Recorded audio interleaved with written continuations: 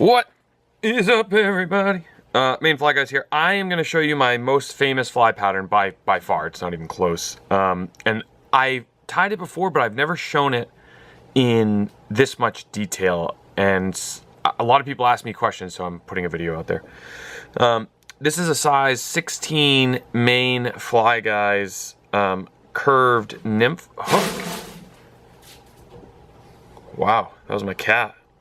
This is a medium gold wire. This pattern is a caddis that is not meant to float. It's a caddis pupa, and it is meant to sink. So that's why I use the heavier gauge wire. I also, if you notice, I am starting right about 2 eye lengths behind. This is where I want my body to end. So I'm just putting like a marker there for like, hey, dummy, don't go past this. All right, next thing, where's my wax? Oh, there is my wax.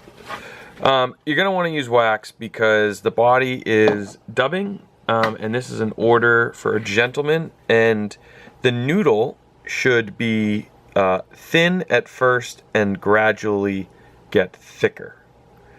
So you're gonna wanna just use something like this. Do you see that? How it's thinner up here? It's thinner up here and thicker down here. What this is gonna do, and you really can't get too thick. Like you really just can't get too thick. What this is gonna do is it's going to taper my body for me. And you'll see it gets a little bit thicker. There you go. So that looks pretty good. I'm pretty happy with that. Now I'm going to go in and wrap the wire. This pattern is really complicated and really difficult. So I just want to let you know. See, look at that, nice. I just want to let you know, if you are like a beginner, this is not the pattern for you. Do not attempt, because yeah, you'll be pretty upset. Okay, so the next part, I'm gonna wrap forward like so. Boop. Again, I'm gonna add, this is a must, I'm gonna add wax to my thread, because we are about to make the eyes. So here I have 10-pound monofilament. And what I am going to do is I take a lighter on one side. This is going to happen quick. And slowly burn. And I hold it in this, which is a hackle pliers, and you'll see I now have a little round ball there. So I do that on both sides.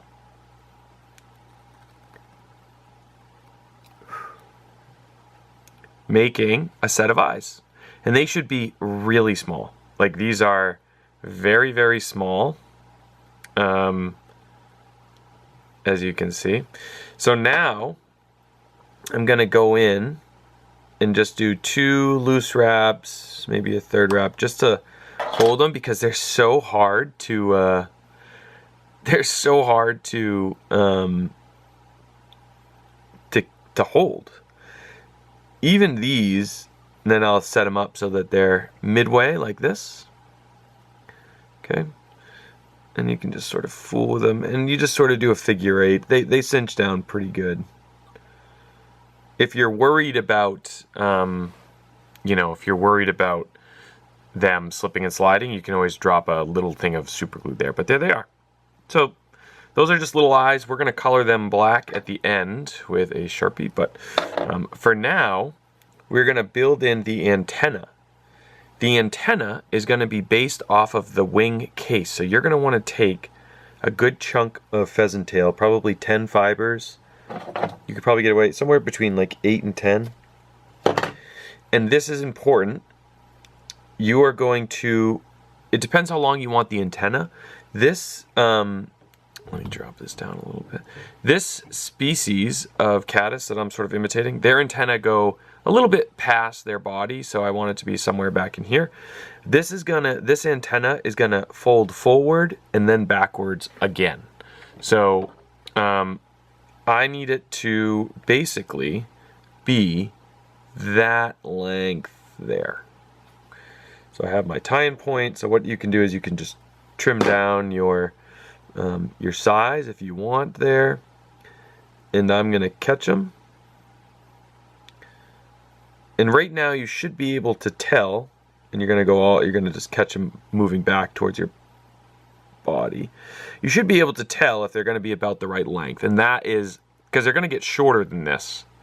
And that is totally fine by me. I like that. I like this length.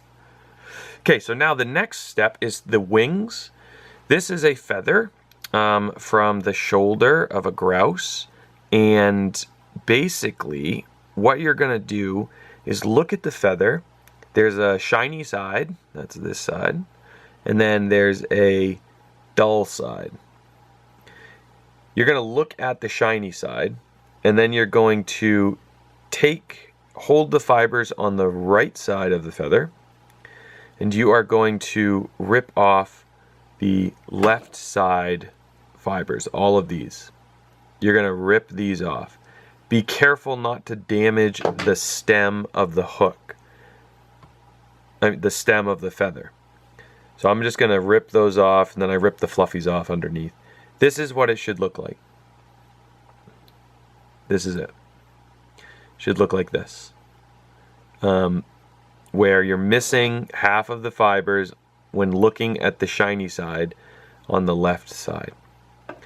From here, you're going to take the tip of the feather. You're going to take the tip, and you are going to fold it over like so. You're going to fold it over. And when you fold it over, you'll notice the fibers kind of get trapped. So what I like to do is do this, pull down the feathers. If you can see that, that is so, can we calm down there? I like to pull those feathers down like this. And then it's much easier to see what we're trying to do. We're trying to turn that feather over. I pinch it in one hand, pull it together, go slow. I'll try and show you. Go slow, but when you do it correctly, this is the shape that you end up with. You end up with this shape. That is your origami wing. Kind of looks like a tennis racket or snowshoe, right? That is what you're looking for. And so from there, you want to pinch and hold it. You don't want to let this go. Like I am holding on to this for dear life, because if you let it go, it goes crazy. Twice, and there it is. A perfect origami wing. That's all there is to it. Now, I made that look super easy. I'm letting you know, it's like really, it's hard. It's really hard. I've done like thousands and thousands of these, so it's not that hard to me, but when I first started doing it, it was awful. Like so bad. I hated my life. So if you stink at it at first, don't be size.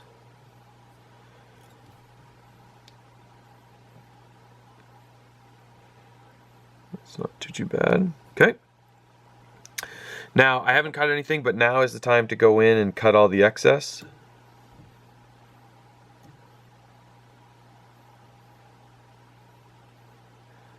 Be careful not to cut your eyes off. Then I just kind of secure everything like so. Again, you're going to want to use wax, because I think the wax helps this pattern so much. Here we go. The light, I have the sun coming through my window and it's kind of messing with my, okay. I use gray squirrel. I made a video on this dubbing. I am going to put up, or I might have already put it up, but how to make your own gray squirrel dubbing, how to hunt for them. You don't need a whole lot, but we're going to brush it out. So this is a very particular gray squirrel fur. You cannot trust the ones that you buy at the store for this pattern. Like, I would never just use any old gray squirrel for this pattern. This needs to be a winter phase gray squirrel because, I'll just show you in a second here, because it needs to be thick and buggy. The caddis pupa that you're trying to imitate with this is one that is like in danger. You're trying to, maybe I should get a different shirt on for this last part. You're trying to imitate a bug that is in danger or that's stuck. Maybe not danger. I don't even know if they know what danger is. But you're trying to imitate a messy one. And you really can't do that without the winter phase. This head that you're building, you want it to be scruffy. And you can't really get that with squirrels that aren't in their winter phase.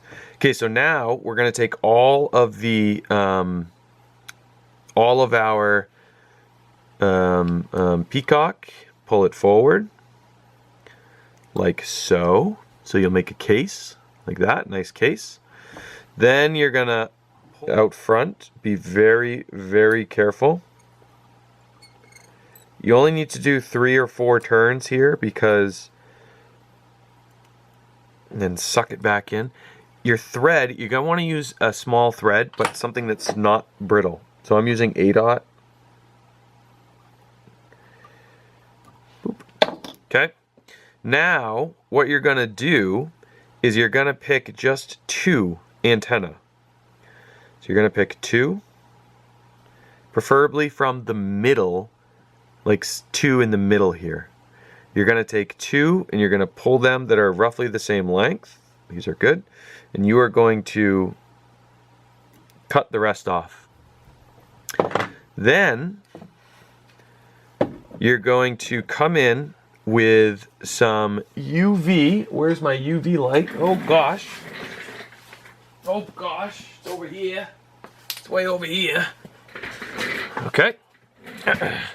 Now, what you're going to do is you're going to come in and you're going to sort of work the fibers with your fingernail, like so, and just move it back and just pinch it back. Then you're going to take some UV gel and you're going to put a drop on the casing. You're then going to pull the antenna back quickly, push all the fibers back, you're going to pull it back, and you're going to hit it with the torch. Once you hit it with the torch, you now have a solid case on the top that's holding those fibers down. The next thing is oftentimes they have a little bend or curl. So you'll want to take your scissors and just gently run the fibers and you'll see they start to get this nice curl. And then the final touch is to color. I like to dab a little bit, give some counter shading the eyes. And that, should probably brush this side out, is your ridiculous. So there it is. One thing that I've been doing is I've been taking a razor blade here and I've been like cleaning up the front of the head just to make the eye a little bit more accessible. But that's it. I mean, it's all done. It's as buggy as can be. Like, look at that. With these origami wings, it's buggy from all sides. Underneath is beautiful. Nice spacing on the wings. If you want, you can sort of bend the eyes back, give it a little more flow. Yeah, that's it. Sucks to tie. It's absolutely miserable. So, yeah. yeah, or give it a shot yourself. And they work great for brook trout and salmon. They're an awesome fly. Okay, that's all I got for you today. A little more detailed breakdown of this fly, and hope you enjoyed it. I have 7 more to tie. So I'm going to go do that. Tight lines, everyone.